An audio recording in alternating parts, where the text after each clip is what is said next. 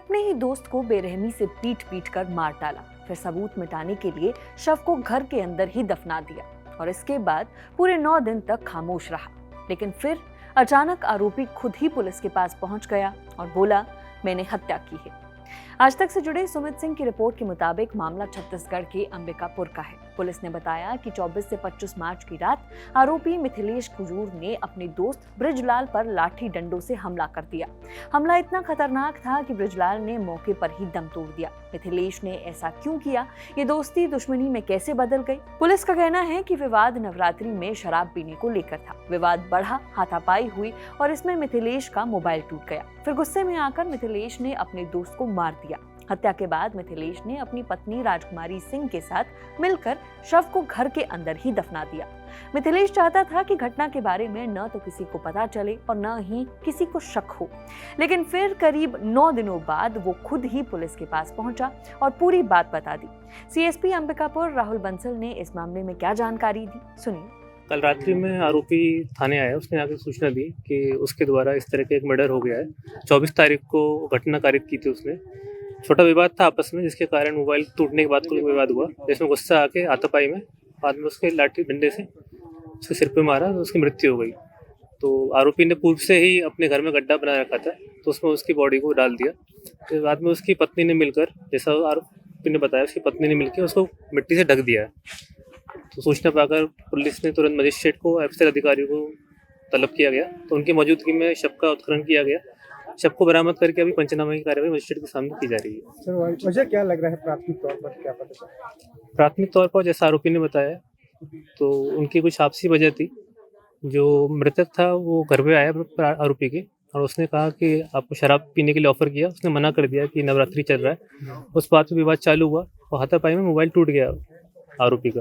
उस बात से गुस्सा होकर लड़ाई बढ़ गया और उसमें अंततः उसकी मृत्यु हो गई। सर, खुलासा कैसे हुआ? आरोपी कैसे पहुंचा? आरोपी स्वयं से ही रात्रि में गांधीनगर थाना में रिपोर्ट किया था कि इस तरह से उसके द्वारा ये घटना कारित हो गई है, और स्वयं आकर बताया।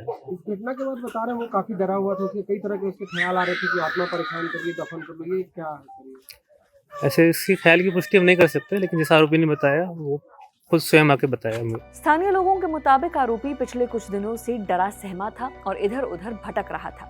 वो लोगों से कहता था कि मृतक की आत्मा उसे परेशान कर रही है और अंतिम संस्कार कराने को कह रही है।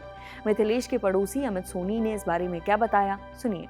आज हमारे यहीं कॉलेज के बगल में एक बहुत दर्दनाक हादसा हो गया, जिसमें एक पड़ोसी ने अपने पड़ोसी को मार के घर के अंदर ही दफना दिया है। और ये सब वारदात, तो उसका कहना है कि रात में मेरे घर में आया और मेरे से ये दे वो दे करके ऐसे इस टाइप से मांगने लगा। तो मेरा दिमाग क्या हुआ भैया, कैसे हुआ, मेरे को कुछ समझ नहीं आया। मैं डंडा उठाया और डंडा से उसको मार दिया।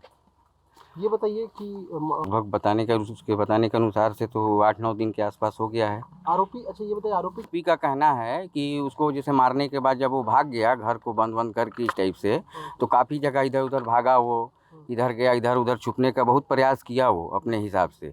लेकिन उसके कहने के अनुसार से कि बार बार मेरे को ऐसा लगता था कि जिसको मतलब वो मारा है, उसका नाम कोरलो था, बोलते थे यहाँ पे कोरलो।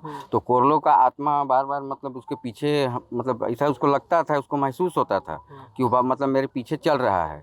और मतलब जहाँ भी जाता था, जिधर भी जाता था, उसको एकदम चैन नहीं मिल रहा था, उसका कहने के अनुसार से।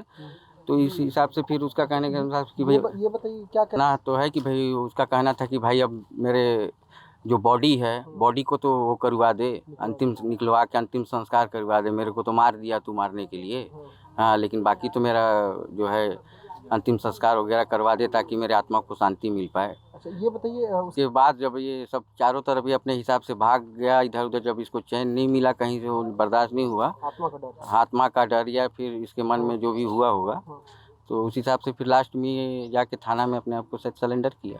सूचना मिलते ही पुलिस टीम मौके पर पहुंची और घेराबंदी की। फोरेंसिक एक्सपर्ट और तहसीलदार की मौजूदगी में घर को खुदवाया गया, जहां से शव बरामद किया गया। शव को पोस्टमार्टम के लिए भेज दिया गया है और मामले की जांच जारी है। पुलिस ने आरोपी की पत्नी राजकुमारी सिंह को भी जांच के दायरे में लिया है। उस पर शव को दफनाने में मदद करने का आरोप है। फिलहाल उससे भी अलग से पूछताछ की जा रही है।